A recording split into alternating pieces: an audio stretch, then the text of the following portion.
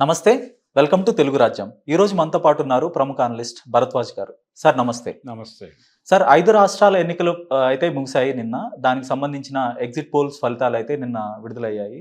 ఏ రాష్ట్రంలో ఏ పార్టీ అధికారంలోకి రాబోతుందనే దానిపై ఒక స్పష్టత అయితే సూచనప్రాయంగా ఈ ఎగ్జిట్ పోల్స్ అయితే చెప్తున్నాయి. దేశవ్యాప్తంగా అందరి చూపు ఇప్పుడు తమిళనాడు రిజల్ట్స్ మీదే కేంద్రీకృతం అయింది. ఎందుకంటే అక్కడ విజయ్ సంచలనం సృష్టించబోతున్నాడు. విజయ్‌కి చెప్పుకోదగ్గ స్థాయిలో సీట్లు రాబోతున్నాయని అయితే ఈ ఎగ్జిట్ పోల్స్ అయితే చెప్తున్నాయి.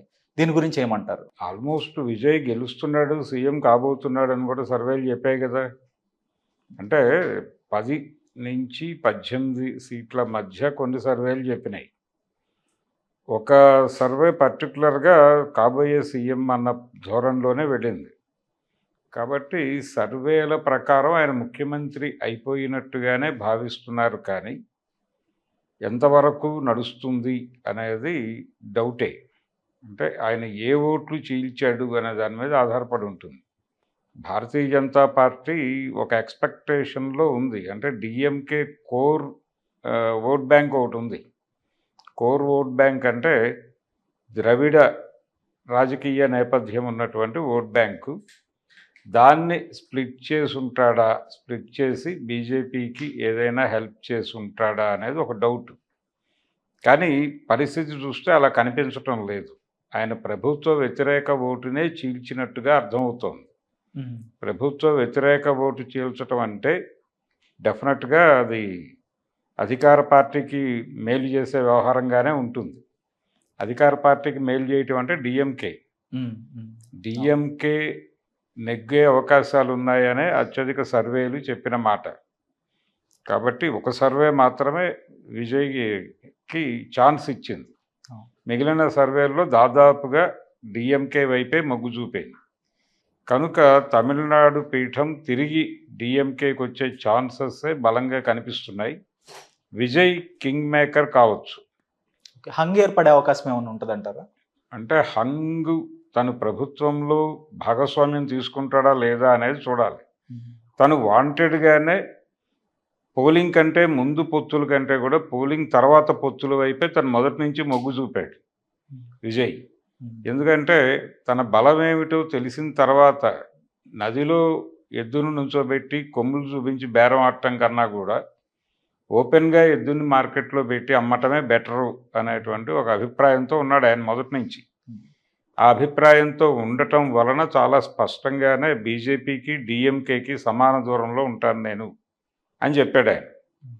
చెప్పాడు కానీ ఆ చెప్పిన మాట మీదే నిలబడాలని ఎక్కడా రూల్ ఏం లేదు. ఎన్నికలు అయిపోయిన తర్వాత ఆయన ఆ పార్టీకి అనువుగా ఉంటే అటు, ఈ కూటమికి అనుకూలంగా ఉంటే ఇటు కూడా తను చేయి వేసి ఎటైనా కింగ్ మేకర్ కాగలడు. ఆ ఎటైనా కింగ్ మేకర్ కాగలడు అనేటువంటి ఒక వెసులుబాటుని ఉంచుకుంటూ ఆయన ప్రీపోల్ అలయన్స్కి వెళ్ళలేదు. వెళ్లకుండా పోస్ట్ పోల్ అలయన్స్ల వైపే తన దృష్టి పెట్టాడు. కాబట్టి ఆయన ఇప్పటికిప్పుడు అతను స్టాలిన్ చేతిలో కత్తా లేకపోతే మా బీజేపీ చేతిలో కత్తా, అమిత్ షా గారి చేతిలో కత్తా అని చెప్పడం అంత ఈజీ కాదు. కానీ బీజేపీ ప్రోగ్రామ్ అయితే డిఎంకేని ఈ ఎన్నికల్లో ఏదో పద్ధతిలో పీకాలి అనేది వాళ్ళ ప్రోగ్రాం. ప్రాంతీయ పార్టీలని ఎక్కడికక్కడ కంట్రోల్లో తీసుకోవటము, ఎలిమినేట్ చేయటం ఈ ప్రోగ్రాంలో నడుస్తోంది భారతీయ జనతా పార్టీ వ్యూహం. అందులో భాగమే ఏఐడిఎంకే అయిపోయింది. డిఎంకేని కూడా లేపేస్తే లైన్ క్లియర్ అవుతుంది అనే ప్రోగ్రాంలో భాగంగా డిఎంకేని టార్గెట్ చేశారు. కానీ అది అంత ఈజీ టాస్క్గా అనిపించటం లేదు. అంత ఈజీ టాస్క్గా అనిపించడం లేదు. స్టాలిన్ ఏదో పద్ధతిలో ఎమర్జ్ అయ్యేలాగానే కనిపిస్తున్నాడు. అంటే ప్రజలకి ప్రత్యామ్నాయ నాయకుడిగా స్టాలిన్ స్ట్రైచర్కి తగిన స్ట్రైచర్ ఉన్నటువంటి వ్యక్తులుగా ఎవరు కనిపించలేదు ఎదురుకుండా. కనిపించకపోవడంతో స్టాలిన్ వైపే మొగ్గు కనిపించింది. కానీ విజయ్ ఎమర్జ్ అవుతాడు, స్టాలిన్కి ప్రత్యామ్నాయంగా నిలబడగలిగే స్ట్రైచర్ ఉన్నటువంటి వ్యక్తిగా విజయ్ ఎమర్జ్ అయ్యే ఛాన్సెస్ ఉన్నాయి అనే దాన్ని ఈ రిజల్ట్ ద్వారా ఆయన ప్రకటించుకోవాలనుకుంటున్నాడు విజయ్. ప్రకటించుకుంటే ఆ తర్వాత బేరం ఎటైనా మాట్లాడుకోవచ్చు. అయితే ఎక్కువ శాతం సర్వేలు అయితే డిఎంకేనే మళ్ళీ తిరిగి అధికారం చేపట్టబోతుంది, స్టాలిన్ మళ్ళీ ముఖ్యమంత్రి అవుతాడని చెప్తున్నాయి. సో ఒక సర్వే మాత్రం ఎక్కువగా విశ్వసనీయత ఉన్న సంస్థ యాక్సిస్ మై ఇండియా సంస్థ. ప్రదీప్ గుప్తా గారు విజయ్ ఖచ్చితంగా తమిళనాడులో సంచలనం సృష్టించబోతున్నాడు. ఆయన అధికారం చేపట్టడానికి అవసరమయ్యే మ్యాజిక్ ఫిగర్‌ని అయితే స్పష్టంగా క్రాస్ చేయగలుగుతాడు అని అయితే ఆయన చెప్తున్నారు. సో ఎలా ఉండొచ్చు అంటే అంటారు? అధికారానికి ఆయన అధికారంలోకి వచ్చినట్టుగానే భావించాలి. హ్మ్. ఎటు వెళ్ళినా తన కింగ్ మేకర్ అయ్యే ఛాన్సెస్ ఉన్నాయి. ఓకే. తను కింగ్ మేకర్ అయ్యే ఛాన్సెస్ ఉన్నాయి కానీ తను స్వయంగా అన్ని స్థానాలు గెలవగలడా అనేది డౌటే. ఓకే. 18 అనేదే పెద్ద ఫిగరు. హ్మ్. హ్మ్. 18 అనేది కూడా రీజనబుల్గా రెస్పెక్టబుల్ వ్యవహారమే ఆయన పెట్టినటువంటి ఎఫర్ట్తో పోలిస్తే. హ్మ్. గతంలో చిరంజీవి గారు ప్రజారాజ్యం పార్టీ పెట్టినప్పుడు ఆయన 150 స్థానాలు గ్యారంటీగా గెలుస్తాను అనుకున్నాడు ఆ రోజున. ఇది ఉమ్మడి ఆంధ్రప్రదేశ్లో. కానీ ఆయన గెలిచింది ఎంత 18 లోపు. కాబట్టి ఇక్కడ కూడా అలాంటి సీనే కనిపిస్తోంది. విజయ్ కాన్షియస్గా అన్నీ గెలిచి ప్రభుత్వాన్ని ఏర్పాటు చేయగలడు అని మాట్లాడుతున్నారు కానీ కొంతమంది ఆ వాయిస్లో అంత బలం కనిపించడం లేదు. ఒక సంస్థ మాత్రమే ఒక సంస్థ మాట్లాడుతోంది. మేబీ అది కరెక్ట్ కూడా కావచ్చుగాక. కానీ కనిపిస్తున్న దీనిలో మాత్రం అతనికి అంత అవకాశం దొరికే పరిస్థితి అయితే లేదు అక్కడ. ఏఐఏడీఎంకేకి మళ్ళీ తిరిగి ప్రతిపక్షం వచ్చే ఛాన్సే ఎక్కువ శాతం ఉండొచ్చు అంటారు. అయితే విజయ్ 30 సీట్లకు గనుక పరిమితం అయితే విజయ్ గెలిచి ఎవరి కంట్రోల్లోకి వెడతాడు అనేది చూడాలి. ఆయన డిఎంకే కంట్రోల్లోకి వెళ్ళే ఛాన్సెస్ ఉన్నాయి అని సర్వేలన్నీ అలాంటి రిజల్ట్స్ ఇచ్చినాయి. ఓకే. కాబట్టి తను అటువైపు వెళ్ళిపోతే ప్రతిపక్షం అనివార్యంగా ఏఐడిఎంకే అవ్వాలి. బీజేపీ కూడా ఈసారి బలంగానే ఉంది. ఓకే. బలంగానే ఉంది. డెఫినెట్గా తను కొంత బెటర్ పెర్ఫార్మెన్స్ చేసే ఛాన్స్ ఉంది. ఓకే. ఏదో పద్ధతిలో వాళ్ళు విజయ్ మీద అయితే వాళ్ళ దృష్టి ఉంది. బీజేపీ దృష్టి ఇప్పటికీ. ఓకే. అంటే మొదట్లో వినిపించిన మాట ఆయన బి టీమ్ అని. బి టీమ్ అంటే డిఎంకే బేస్ని బద్దలు కొట్టడానికి తను ఉపయోగపడతాడు, ద్రవిడ ఓట్ బ్యాంకులో ఒక స్ప్లిట్ తీసుకురాగలడు బలంగా అని అనుకున్నారు. అలా బి టీమ్ అవుతాడు బీజేపీకి అనేది ఒక ఎక్స్పెక్టేషన్ ఉంది అతని మీద. ఓకే. కానీ కనిపిస్తున్న వ్యవహారం బట్టి అతను ప్రభుత్వ వ్యతిరేక ఓటుని చీల్చి తిరిగి అధికార పార్టీకి మెయిల్ చేసే మూడ్లో ఉన్నాడు, ఆ కండిషన్లో ఉన్నాడు అనేది అర్థమవుతోంది. ఓకే. అందుకని ఎటు నుంచి చూసిన హంగ్ అనే మాట చాలా సందర్భాల్లో వినిపించింది. కొన్నిసార్లు హంగ్ అని చెప్పిన వాళ్ళే హంగ్ అనే దాంతో సంబంధం లేని నెంబర్లు క్రియేట్ చేశారు. 94 ఎన్నికల్లో ఎన్టీ రామారావు గారు స్వయంగా ఎన్నికల్లో హంగ్ ఏర్పడే అవకాశం ఉంది అని మాట్లాడాడు. ఆయన ఉద్దేశం ఏంటంటే బీఎస్పీ గట్టి ప్రభావం చూపిస్తుంది అనుకున్నాడు. ఆయన ఆ ఎలక్షన్లో ఉమ్మడి తెలుగు రాష్ట్రాలు, అప్పుడు ఉమ్మడి ఆంధ్రప్రదేశ్, అప్పుడు కాన్షీరామ్ అప్పుడు ఆంధ్రప్రదేశ్ అంతా తిరిగాడు ఆయన. డెఫినెట్గా ప్రభావవంతమైనటువంటి ఫలితాలు సాధించే అవకాశం ఉంది ఈ పార్టీ అని రామారావు గారు అనుకున్నాడు. అనుకుని వాళ్ళతో కలిసి ప్రభుత్వాన్ని ఏర్పాటు చేస్తామేమో అని ఆయనే అనుకుని బీఎస్పీతో ఒక సయోధ్య కోసం ప్రయత్నం చేస్తూ హంగ్ ఏర్పడుతుంది అని ఓపెన్గా ఓ ప్రెస్ మీట్లో అన్నాడు.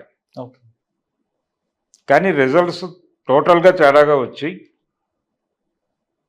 ఆయన గెలుస్తుంది అనుకున్నటువంటి బీఎస్పీ ఒక్కచోట కూడా గెలవాలి, డిపాజిట్లు కూడా తెచ్చుకోవాలి.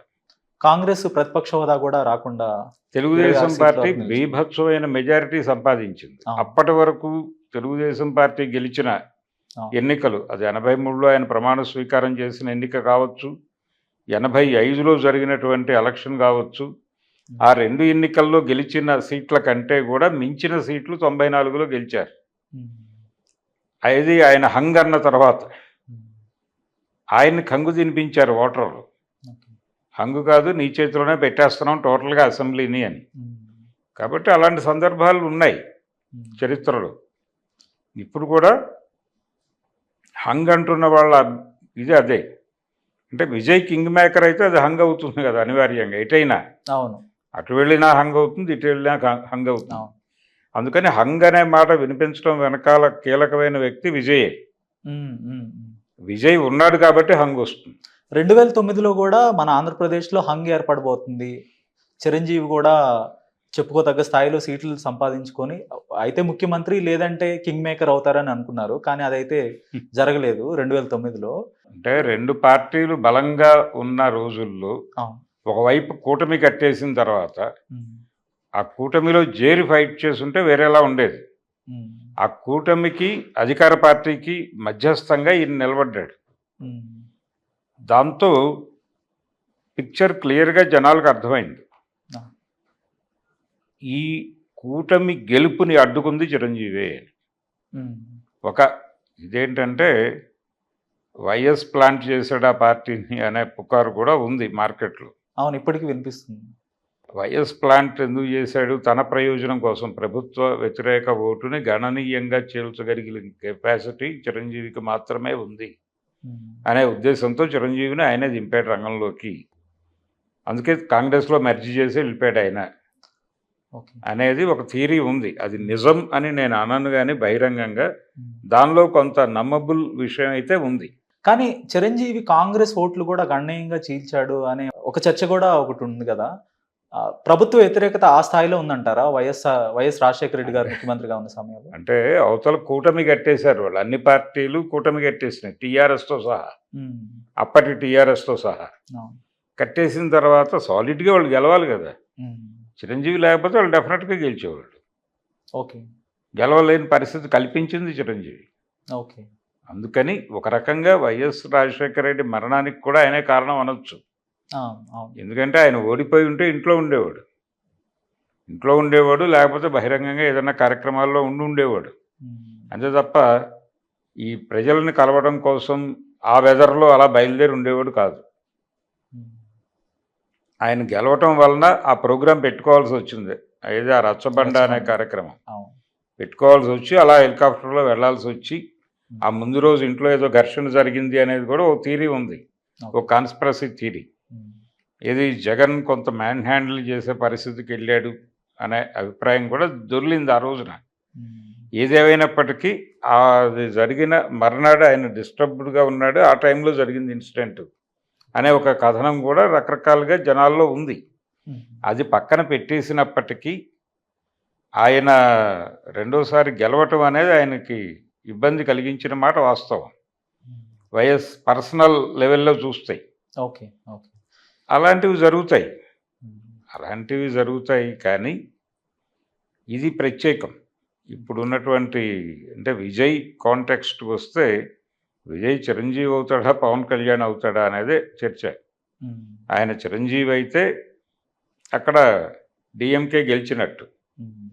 లేదు ఆయన పవన్ కళ్యాణ్ అయితే బీజేపీ వచ్చేటట్టు. ఇప్పుడు మరొక పోలిక కూడా చేస్తున్నారు ఎక్కువగా నెటిజన్లు. పవన్ కళ్యాణ్, విజయ్ ఒక స్థాయిలో వాళ్ళు పాపులారిటీ ఉన్న ఇద్దరు యాక్టర్లుగానే చూస్తారు జనం.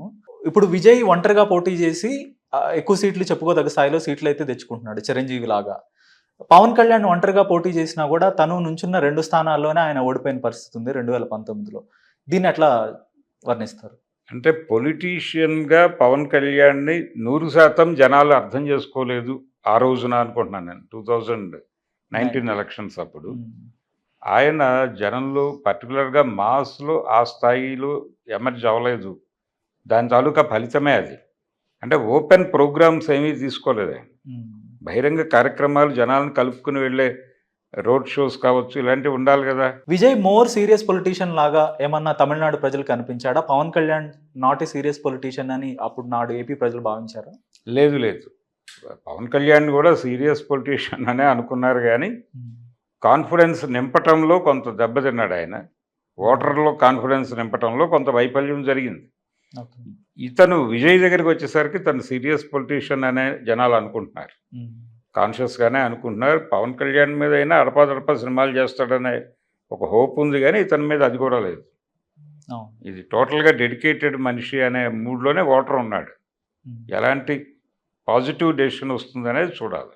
ఇప్పుడు 2018లో కర్ణాటకలో హంగ్ అసెంబ్లీ ఏర్పడి కుమారస్వామి నాడు ముఖ్యమంత్రి అవటం జరిగింది. మళ్ళీ ఇక్కడ కూడా డిఎంకే పూర్తి స్థాయిలో మెజారిటీ సంపాదించలేకపోతే విజయ్కి ఒక 30 నుంచి 40 సీట్లు తెచ్చుకున్న పక్షంలో ఏఐఏడిఎంకే వీళ్ళకి ఏమన్నా సపోర్ట్ చేసే అవకాశం ఉండి విజయ్ ఏమన్నా ముఖ్యమంత్రి అయ్యే ఛాన్సెస్ కూడా ఏమన్నా ఉంటాయి? అంటే విజయ్ ఢిల్లీ దేవుడి ప్రసన్నత సంపాదించుకోగలిగితే మీరు చెప్పింది వర్కౌట్ అవుతుంది. ఉమ్, ఢిల్లీ దేవుడు అంటే నరేంద్ర మోడీ గారు, అమిత్ షా గారు వారిని ప్రసన్నులని చేసుకోగలిగితే అతను ఉమ్. డెఫినెట్గా మీరు చెప్పిన ఫార్ములా వర్కౌట్ అయ్యే అవకాశం అయితే ఉంది.